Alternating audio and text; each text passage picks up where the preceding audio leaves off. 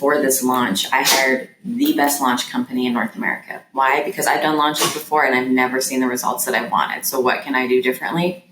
Hire somebody who knows exactly what to do and get out of their way. You're listening to Honey and Hustle, a video podcast that inspires the dreamers, creators, and hustlers to make a business from their passions.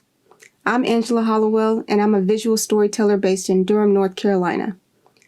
I sit down with creative entrepreneurs, nonprofit founders, and small business owners as they share their stories, the lessons they've learned throughout their careers, and how they've worked to make a positive impact. Thank you so much, Shayla, for joining me today. I really appreciate you and the mini bulls of Durham hanging out with me. How are you doing today? I'm doing well. Thank you for having me. It's been, when did we do our It's been almost 2 years. It's been a minute. It's been a minute and a whole pandemic and a baby. Yes. You've been busy. So for people who are unfamiliar with Shayla has been on the show before. She was in our first season. So shout out to the OGs, the original guest here. And she is back. She is still with the Bulls in Durham. And she has a lot of fun and exciting things to share about what she's been up to during the pandemic. Again, just to refresh your memory, Shayla started the Bulls of Durham kind of as a passion project, just exploring Durham and putting the stories that she came across into a book. And that book and publishing company have grown to a community that really encompasses all the beautiful things that make Durham the Bull City. So without further ado, I'd love to turn it over to Shayla and just kind of have you speak about what exciting things have been happening since we last spoke. Yeah, I know that I found myself, like many business owners, having to pivot in the midst of COVID. And actually COVID hit at a time where it was like, well, what do I want to do with this company? Do I still want this company? Who do I serve? I'm very community focused and very customer centric business owner. And so it's like, well, what do we have that's of value that is serving the community that we built? Because we have this large, robust community that is so fiercely loyal and loving that I have to warn people when they buy marketing packages with us, like, once we put our brand on it, pun intended, it can get a little intense. And I take that very seriously because, people are putting a lot of their trust in me and this company to share their voice. And I don't take that lightly. Right as Rona hit, we hosted a fundraiser crowdsourcing endeavor for the Black Farmers Market.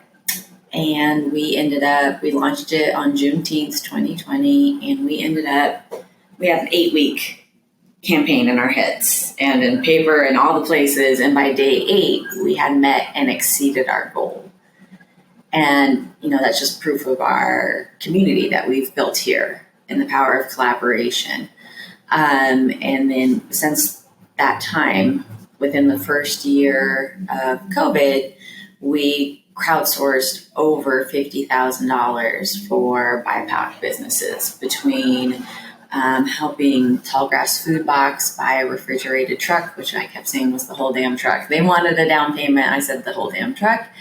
And again, that's just power of our community that we raised the $34,000 to purchase that for them. So seeing that where we aim our focus, our community follows, the herd follows us. And it's not, I think we're giving herd mentality a good name. So really looking at what do people ask of me over and over again? What do they need? And why am I that go-to person? And how can we build that out as a sustainable company? I've noticed a lot that we're we're used as like, oh, she's doing it, I should do it this way. So almost as a ruler. And if I'm going to be an example, I want to be a good example, and I want to build a sustainable, scalable company that is a legacy company. It's not just, it doesn't shut down because I'm gone or I'm sick or because I'm done with it. It's here. It's going to be in Durham for a minute. It's my legacy to the city and to my daughter. So from that vantage point and from what's going on in my inbox is, you better be ready. It's like stretch and hydrate before opening my inbox. People are wanting connection. They're wanting to, our audience, we've talked for years about what does it actually look like to believe in equality? What does it look like to believe in equity? And how you spend your time and your money, that's your value statement. You can say this, that, and the other and run your mouth all day. But if 100% of your resources, the way that you spend money, is going to white-owned businesses, that's incongruent with building an equitable future for all. So we've had those conversations, and we've talked about what are the challenges to spending your money equitably, and what does equality look like on your balance sheet. So we have those conversations, and when someone's looking at every expense that they have, and how can I spend that in a way that funds an equitable future, and the fact that we have like over 20,000 people thinking like that is just dope. And now, so I get the email that looks like, do you know a Black-owned, queer-owned barbershop on the east side of Durham? And it's like, well, not off the top of my head, but give me 5 and I'll reach out to our audience and we'll find you one. And that's how it works. But we need to take that from 100 emails a day that are coming at me and give people the ability to find that information on their own. So we are taking Sheila and expanding and digitalizing me through a membership. And I'm pretty excited about that. And it's got 2 sides. The consumer side, it's free. You join if you love to support local businesses, get inside deals, see who's hiring at equitable living wages, see who's changing new locations, who's opening another. I'm from Wyoming, so originally, and it's still in my head, like, concept. If you're sitting in a place, is it a concept or is it a restaurant? But someone who's opening another restaurant concept will compromise there. And all of those, that login will be there, and a searchable directory of businesses that you can look. If you want to support Black-owned businesses, search through it. You want to support LGBTQIA plus businesses, go for it. So we're very, very excited about that. And then on the business side, it's for local, meaning the triangle. Like we all know, I go hard for Durham, but we are part of a larger network here. And the health and vigor of our larger network does, in fact, translate into better things for Durham. So that was me having to tell myself that. So it's any small business in the triangle, North Carolina, and we're going to do 3 things. We've actually brought our mission statement to life. I'm really passionate about that. So the Bulls of Durham connects small businesses to each other, opportunities, and our incredible audience. So we're very clear on that, and that's what this membership will do. The connections will be done 3 ways. I don't know if this is just how things are rolling, ways of 3. So the business owners also have access to that searchable directory, and they can search on their own if they're looking for a certain type of collaboration. Their intake form and the dialogue that we will be having with them. So this isn't just like launch a membership, take your money, and yay. We're going to be in community the same way that we've been digitally. This is just a place that's our place.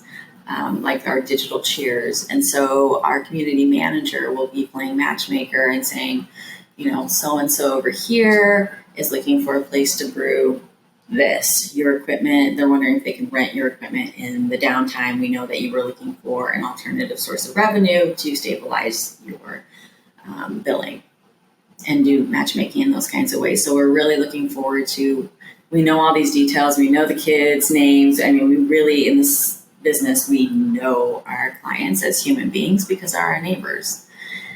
And so I'm excited to see, just that magic of what does that do for revenue across the board in Durham when we're able to, this is the need you have, this is the need you have, let's plug you in. And then the final way is we're going to have designated spaces within the membership for very specific types of connections. So, for example, the farm to table room. We still haven't picked the day of the week yet, but farmers will be able to share what produce they have, excess produce or whatever produce they have available. And restaurant owners will be able to share what they need, talk amongst yourselves, less produce going to waste, more revenue for both parties. So excited about those kinds of spaces that we've curated, because I've learned the very hard way what it's like to be a mom and an entrepreneur. We're also going to have a mompreneur space because those needs are in fact different. I can't come to work if I don't have a nanny. So, having discussions about best practices in hiring nannies and what to do if one's got great overall, but you've got this one thing. So those are the three ways that they can connect to one another. And I think that really, those are all meaningful and valuable connections. And if that's all that a person chose to get out of this membership, I think that they would more than pay for itself. I mean, we can talk more to it, but I chose a very approachable, affordable price point. Specifically, there's not a person that I have spoke to who hasn't told me that I'm way undervaluing this. It's not that I'm undervaluing it. It's, again, that equitable future for all. Mm-hmm. So whether you're the business owner who's been around doing this for 35 years and you've got 800 employees, or this is your side hustle, you still don't know how to file your LLC. Both have access. So, and those collaborations, that's, again, maybe you'll find your mentor in this group, so on and so forth. So definitely made it approachable. That's very important to me. And then the second one is opportunities. Had a great example of this weekend to share, or this week. I don't know what day it is. I just got back from our family trip that I refuse to call a vacation. I believe there's people out there who know what a bad trip is. That's what this was. Traveling with a toddler across country, not recommended. 0 out of 5 stars. Opportunities will have educational. And again, that comes down to 3 things. I'm not planning this, it's just happening. So the educational opportunities, they'll be the 1%ers. I'm pretty hype about that. Those will be pre-recorded. They're paid opportunities for members. So your membership can literally pay for itself. And their 1%ers are 15-minute lessons on something super focused. I was saying niche. I looked it up. Niche was the incorrect word. Author very focused topic. What is something that you could teach from beginning to end in 15 minutes and give 3 actionable, measurable takeaways that can be done within 24 hours? So 15 minutes is 1% of your day. It's so weird to me, like that. Anyways, because 24 doesn't seem really dividey. But anyways, and the theory is if you do 100 of those lessons on focused topics that you're needing help with in your business at the end of those 100 days or whatever would be 100% better. So that's the theory on that. And then monthly we'll have, again, another paid opportunity for more in-depth workshop, 1-hour workshop, one for product-based businesses, one for service-based businesses. If we identify a need that both would benefit from, and someone, fills out the application, that we would have for these, we're definitely down to add a third one where, the everybody benefits education session. And all of these go into our library. So if you can't make it live, they'll be within the library. So every month, this membership becomes more and more valuable. And then the final educational opportunity is starting in 2023, which just feels weird, but it'll be the Michael Jordan year. It's going to be great for everybody.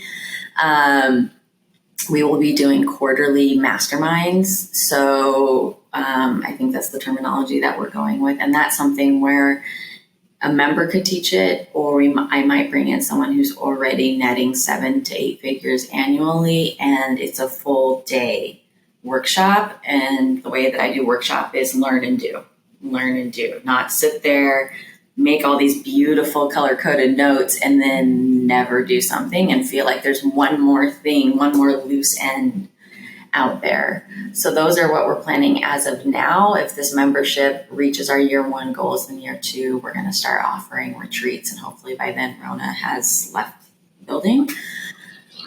She's the boss. I'm just radical acceptance. So those are the educational opportunities. And then the really good example I had this weekend, I had 7 grant opportunities that came my way that I am not qualified for. So with each of them, I'm like rocking my daughter to sleep, trying to work in a car on the way home, whatever. I'm running through my mental Rolodex of who would qualify for this and forwarding it to them. That's nepotism unlocked. Like, not meaningfully, but it's like how I'm getting these opportunities all day, every day. So we're going to have a designated space in place with these grant opportunities. There are several places that offer small business loans locally that have to give that money out, and they're having trouble finding people to, give air quotes, because you got to pay it back. But the interest rate is so low that it basically is free money. They're having trouble finding people to give that money to. Okay, so we're going to, again, connect both parties as well as provide the education on how to land those grants and loans, because the paperwork seems daunting, and that's why most people don't even try.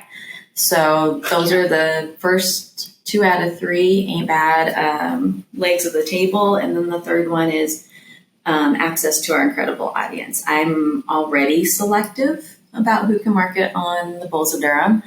And now this creates, you have to be a member in order to market to our audience. And the membership itself really expands the way, there's the whole difference between advertising, screaming at everybody and hopes you land a sale or two, and marketing, serving your audience. 2 completely different things.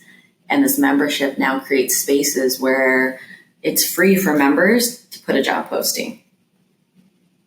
The month of September is fresh. We're a week plus into it. Mercury retrograde hits tomorrow. I've already come across 38 businesses that are hiring. Try it. Time of recording, it's pre-Mercury retrograde, but pray for us when you hear this, because we'll be in the midst of it and a launch. But at this time, we're a week into the month, and I have 38 job opportunities that I'm trying to find a way to get the word out about. That will now be free for members, as long as it's living wages, because it's hard out here, and I love me some Bernie. As long as it is a living wage job, you can share that with our incredible audience. And to me, that's pretty impactful as someone who's done hiring, and it is a challenge in this market right now. I think people are a little bit more open to looking at opportunities from another angle with a recession looming, but definitely to a whole audience that is into all, rising tide floats all boats, a whole audience that's into an equitable future and being an active part of building that. Those are a whole different type of employee than just casting your net out there and getting what you get. So very, very excited about this membership. It feels within my purpose, and it feels like this is exactly what Durham is asking for. I mean, it feels that way. I have 300 business owners who have told me that, but it feels like we're on the right path. I know. This is getting really good. But I just wanted to take a minute to say thank you. Thank you so much for watching and listening to the show. Whether you're a day 1 fan or day 100 fan, I'm so glad that you found Honey and Hustle and have decided to stick along for the ride. As a thank you, I wanted to give you a little gift that this show has so graciously given me: the ability to continue to connect with thought leaders, industry leaders, business owners, and other entrepreneurs no matter where I am. Link offers a digital business card that is a natural extension of my website and social media platforms that allows me to easily send people to strategic landing pages so they can learn a little bit more about me, the resources I offer, and how we can continue to stay connected. When you click the link below in the description, you'll get 15% off any of their wearables, phone taps, and hopefully the last physical business card you'll ever need.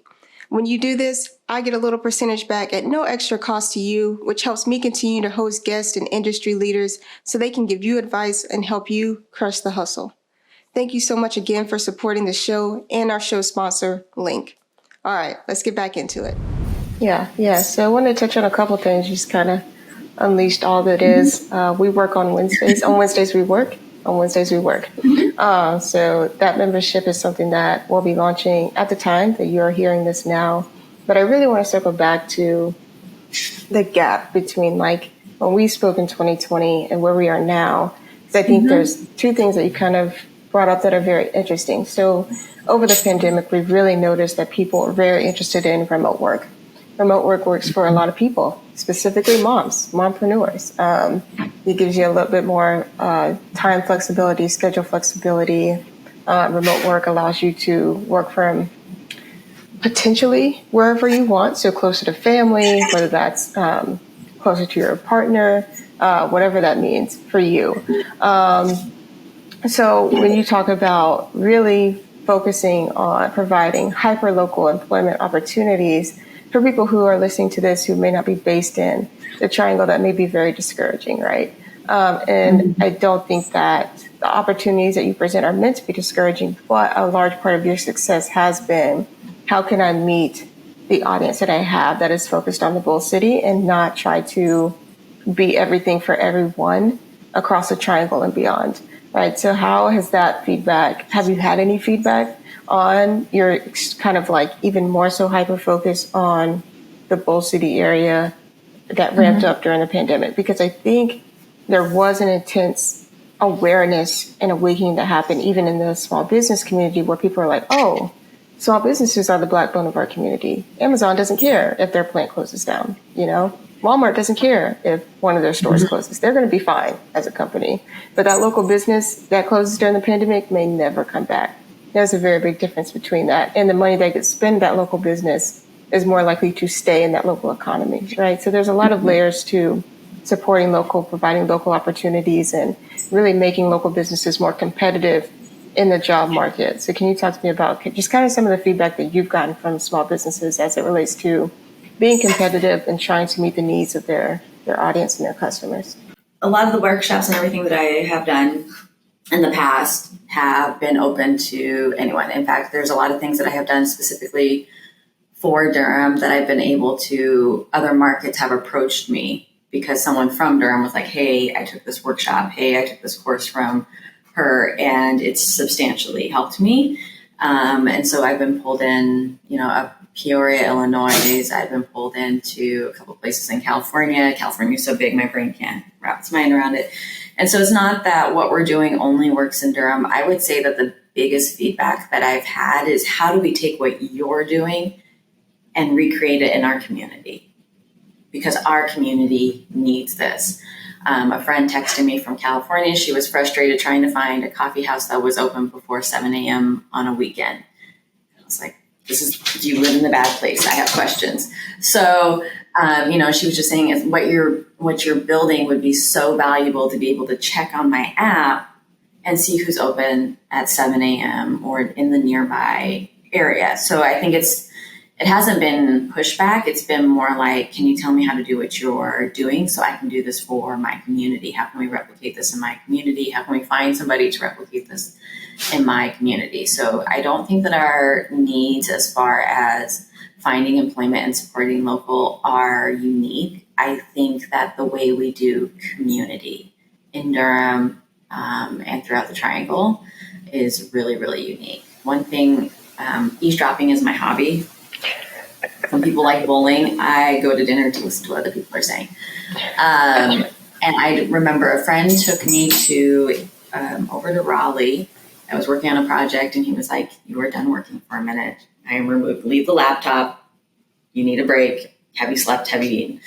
And so we went. It was gluten-free, vegetarian dumplings. And then it was at a coffee joint. So he's like, food and coffee. This is what you live on. And while he was waiting for the food, I sat down to grab us a table. And I remember this couple was on a super awkward date.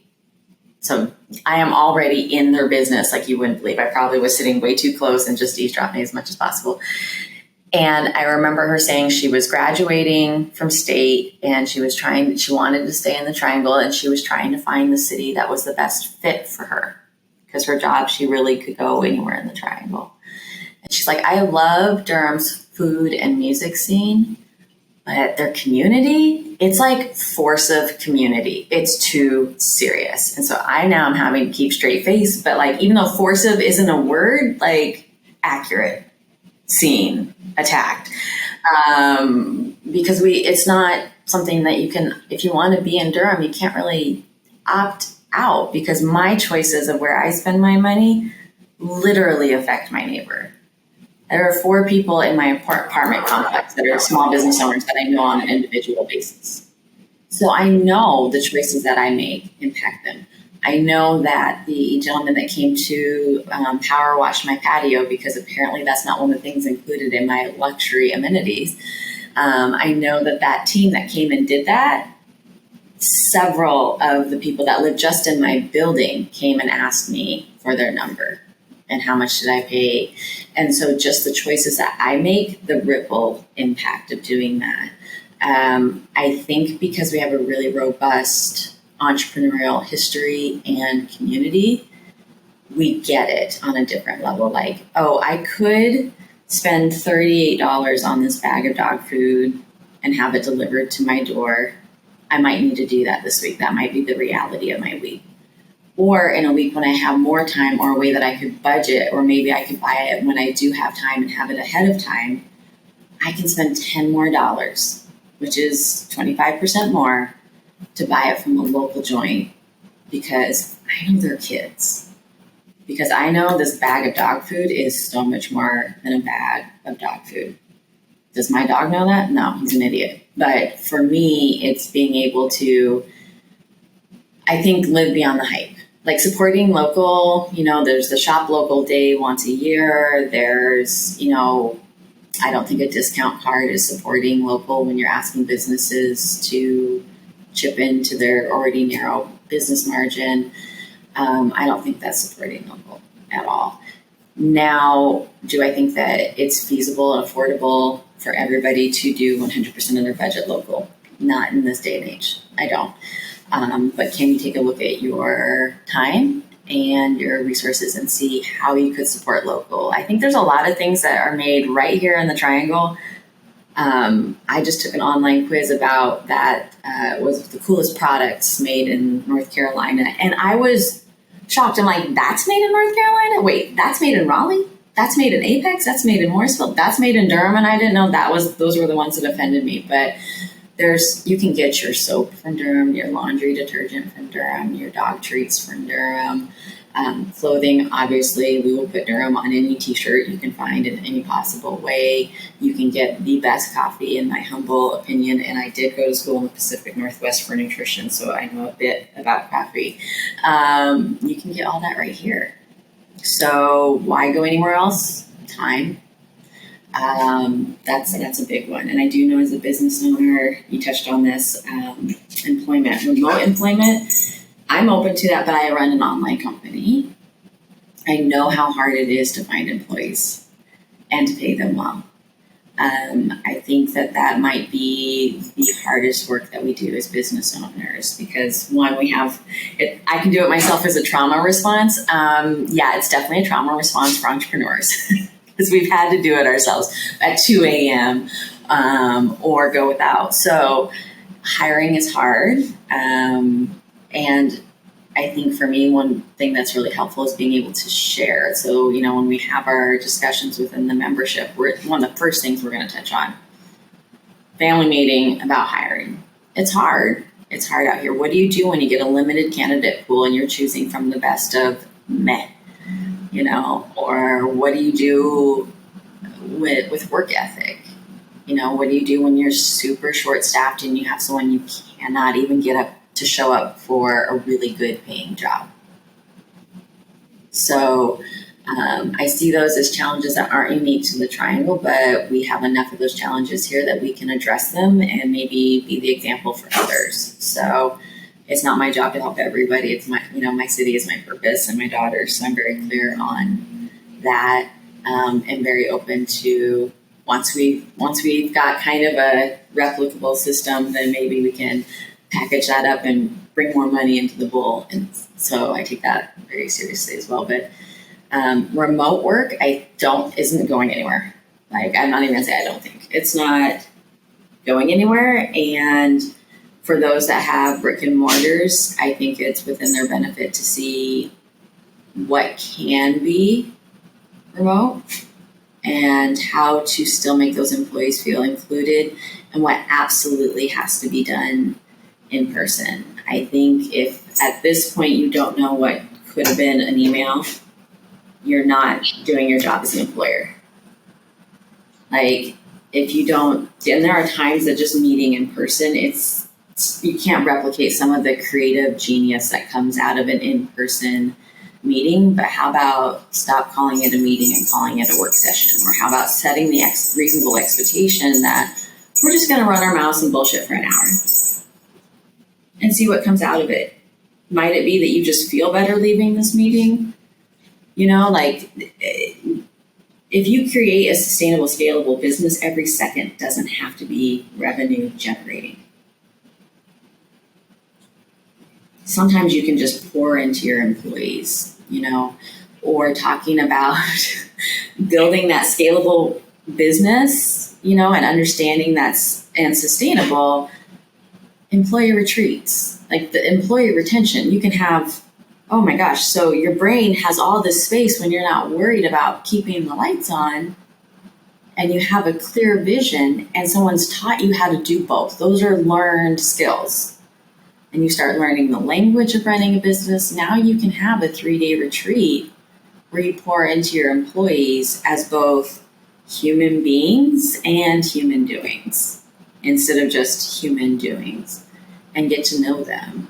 And I think that's a key part of it. You know, if your vision plan for your business at this time, because there's always time, right? Until there's not. If it doesn't include building a company where your employees feel valued, where you have enough revenue that you can get them benefits, like that's in my 5-year plan. The work I'm doing today, I'm very clear on it, is so that I can have employees with paid time off. You need it, take it, without having to justify yourself making, you know, yourself feel 5 inches tall. They're going to have health insurance, vision insurance, and dental insurance. And stair-stepping that, you know, like, can I swing $15 a month for vision insurance for my employees? That's a stepping stone. So those 1%ers, those monthly courses, those workshops are going to put that knowledge there about how to build that out, or how to delegate, assess remote work. Because that's a problem. You don't know if your employees are home doing this, that, and the other, or if they're actually home doing the work. Are you making them feel underappreciated? Are you giving them work that's not meaningful? So I definitely think that we're building something here that's going to change the game, and maybe those lessons can then be taken and put into another community. But my priority isn't another community. Yeah. And what you really kind of touched on there at the end is really just creating a work culture that works for your business, right? So establishing the standard by which you are going to treat your employees, the way you're going to speak with your employees, the way that you're going to interact with your employees. I say employees, workers, maybe is a better word. But the people that you work with, you know, what does that relationship look like? And how can you do that in an equitable and sustainable way? And I think I spoke about this in a previous episode, but I feel the need to reiterate that, like, in a large part, small business owners are also holding the torch and responsible for creating healthy work environments. Because I think a lot of this that we found out over the pandemic is like, a lot of people just quit because they hated their job. It wasn't that it wasn't a good job. It wasn't that they didn't allow them to pivot to remote work and stay remote workers. They just literally were like, I hate my job. And you know, bought into like, well, I can get more money elsewhere. Maybe they can. If they can, that's awesome. But the reality is sometimes it was never about the money. You know, they just did not like their job. And there's no amount of money that can make a person stay if they don't like their job. Well, there might be some amounts, but not all amounts. So lastly, I think just going back to something you touched on as well, and this goes back to remote work, I guess, and really being in the age of the internet where everybody wants everything right now. We saw Amazon's like, you know, buyership grow exponentially because people are just like, wow, I don't have to leave my house. I can just order it online. And I think in that sense, how do we, you know, when you're talking about creating work sections for service-based businesses and product-based businesses and finding a line where they intersect, I do think that having digital products or having a way to get their products online is like a huge barrier that I think a lot of people are still working through, because really there's more than one way to create a digital a membership is a digital product in some ways, right? Creating an online paid community, having literal PDF downloads or workshops or masterminds. Those are digital products, right? And even just product-based business. There's so many people who had products, but they just didn't have a method to, one, get them online in a way that people could buy them quickly, or two, ship them in a way that is fast enough for people to be okay with, right? So like buying from small business owners, they do struggle with like, a lot of them can't do 2-day shipping, right? That's just not a thing. We're not all Amazon. We don't all have that kind of capacity and that kind of business system already set up. So having to pivot to that, not even pivot, but just like add that as a part of your business to diversify your income streams has been a huge, I think, realization that people have realized, like, even pandemic or not, this is something that I need to consider because this is a way for me to interact with people near and far, you know, even if you have a physical space or you're a service-based business owner, creating a knowledge bank or sharing your expertise in a way that is digitized for people who may not be able to come to an in-person workshop or something like that. Or if you just don't feel comfortable speaking, maybe, you know, doing a digital product works for you, writing a book, doing a podcast, having a way that you can get out and engage with people in an online way is really important for a lot of people.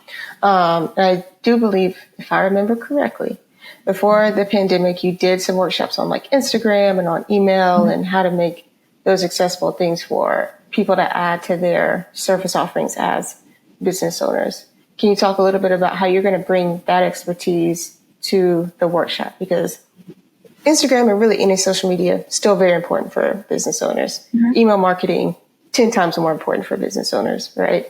So how are you bringing yourself into these workshops as well? I'm happy for other people to get opportunities to teach their expertise, but you're also bringing an incredible amount yourself. I am, and I also bring my network. So when we talk about beyond the Bull City, that's why I'm saying the monthly and or quarterly and the annual might be from outside of my network. For example, for this launch, I hired the best launch company in North America. Why? Because I've done launches before and I've never seen the results that I wanted. So what can I do differently? Hire somebody who knows exactly what to do and get out of their way. There is, for me, it's creating a lot of those 1%ers, especially at the get, will be me. Live work sessions that also go into that library that don't have the cute monthly name or whatever. It's, I'm seeing this need, I'm getting asked for this family meeting. That's might be what they're called. And having those discussions, but I'm also asking consumers. So one of the intakes for the consumers for the free membership is, what would make it easier for you to support local?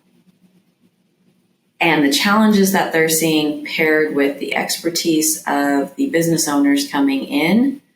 For example, I needed a chair repaired, and just to have, the fabric washed and or replaced, I would have to, a single mom running a company, load up the car on a day that works for them, drive to the back of their house, drop it off, chat with them, go back to work. Like, I only paid $50 for the chair.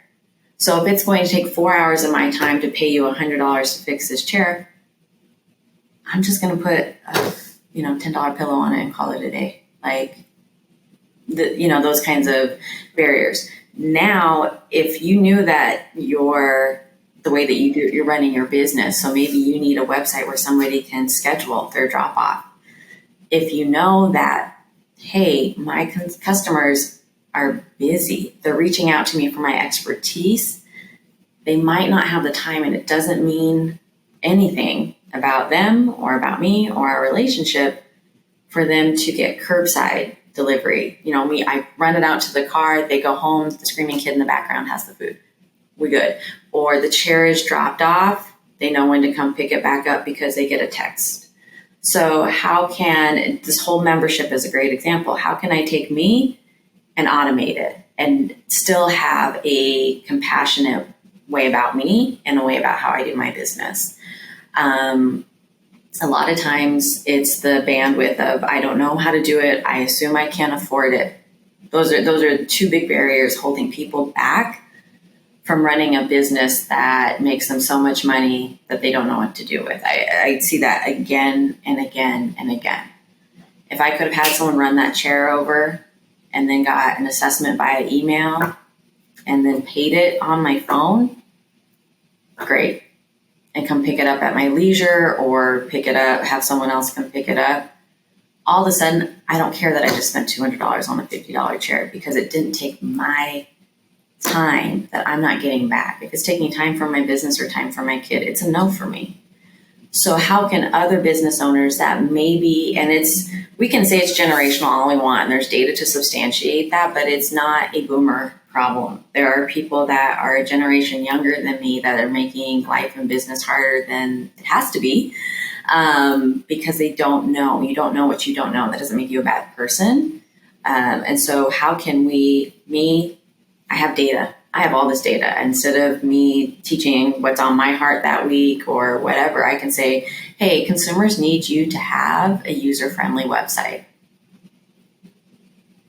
Consumers need you to run it out to their car. This is what I have 500 people saying that they would shop with your specific type of business if you would do this. Or it's the awareness of the business too. And how can you work in your business or on your business if you're always in your business? And so teaching that balance, all of these are learned skills. 2 years ago when we talked, I didn't know how to do any of this. I have to do it myself down to an art. I was a living trauma response, being self-employed for so long, being Middle Eastern in America, you name it, I was a living trauma response, but I was exposed to knowledge and community where learning this was what we did. And so in a way that's given me a really good foundation.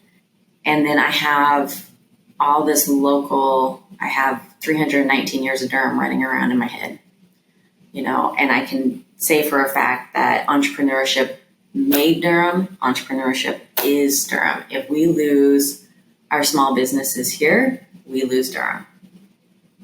That's our legacy. So yes, it happened to be tobacco there for a minute, but now we fix that and we've got, medicine helping with lung cancer.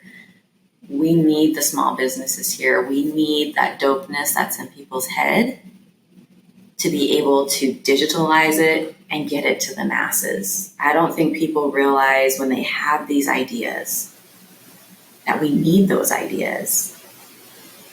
So you can't, services, like getting your hair did, although I did see an influencer say that she had an online haircut.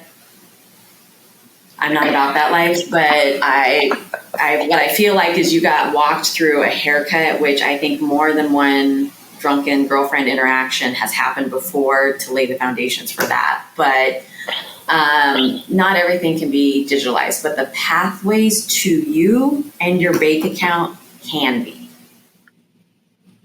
That I think is very important. And I truly believe it, everybody has knowledge.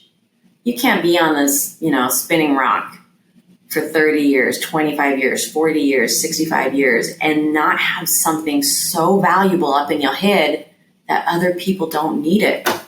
You can't. That's impossible. I don't think that's true. And so having those pathways sometimes, and many times, the biggest barrier is, I don't know where to start. Well, welcome to Durham. I don't know is your starting point, and you've got your end point. Let's go. And I think that having those courses, for me, it's saying, you know what? I realize that there's people out there that all they do is Instagram. That's all they do. And they're making 7 figures. So why don't I call my girl over here and she can come teach you? Why don't I be the friend that hooks you up? That might be the way that my gifts and my knowledge, my knowledge base or my gift or my zone of genius that I didn't see, but I've been doing since forever. Like literally the kid that would solve the problem within the family by calling everybody and putting, this seed over here to grow and this seed over there to grow, is I connect people all the time. 3 times today before I got in the car at 7:30 to go get the darn dog. So maybe that's the way that my gifts and my genius play out is, oh, hey, I know so-and-so over here. She could not only teach Instagram in this whole new, you've got to do all these videos and do all these dances or whatever it might be, maybe she'd have less attitude about it too because she's passionate about it, but she can teach that in a way that maybe the 65-year-old business owner can say, is this for me? Is this my only avenue to revenue? Do I maybe like this? Because I follow a 94-year-old grandma who is an Instagram sensation. So you can't see, so will it find my audience? I think that's, helping them answer those more important questions. But I think where my genius really plays out here in the way that I like hooking people up. I love being the person that says, when somebody calls and asks a question or emails or texts me and be like, you know what, call my boy, call my girl over here, call my friend over here. You know what, I got they're going to give you a call in about 20 minutes, be available. I love being that person. And now I've digitalized that. So if I can digitalize being a plug, I think that most things that people offer could be digitalized. I think you have video genius. If you ask me how to plan out a video, I'd be like, talk to my girl, Angela. That would be my answer, So, a way that, do you want to digitalize that? How can you take your genius and put a package on it and get money while you sleep in a way that uplifts other people and makes them feel like, oh, I could do this just because I haven't done it before. That's a huge barrier for people. I'm 40. I've always wanted to do this, but I don't know how. Well, that's great. You got your starting point and time's going to pass either way. So why didn't you learn how? And then you can be the 41-year-old videographer sensation that's blowing up the internet because you had access. Did I answer your question or go around it? I'm good at both. You're absolutely answered my question. Thank you so much for joining me today. I really appreciate you hanging out with me. I love seeing this bull photo in the back. It just really gives me life. Yes. So for people who are watching, today is the launch day for On Wednesdays We Work, which is Shayla's newest offerings with the Bulls of Durham. I'm going to link somewhere my link for you to check it out. I would love to hear your feedback. And Shayla, where can they find you, as if they don't already know, but where can they find you online or the Bulls of Durham? Yeah, we are focused on Facebook and Instagram namely. Everything is the Bulls of Durham, and our website is thebullsofdurham.com. So the has to be in there, but everywhere we are, it's the Bulls of Durham. Awesome. Thank you so much. Thank you.